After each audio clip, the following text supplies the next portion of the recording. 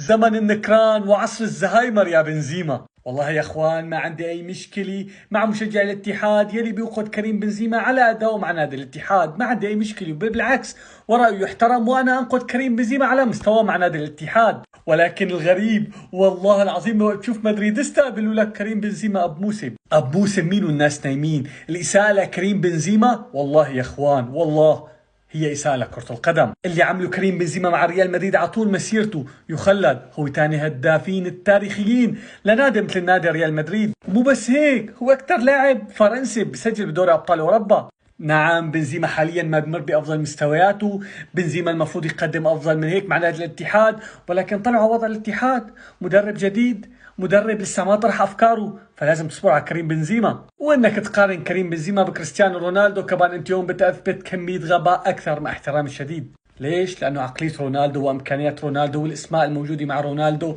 ورونالدو مختلف تماما عن بنزيما. عنده ثقة بالحكومة يرجع أفضل وأحسن، فم حاجة وفم الحكومة.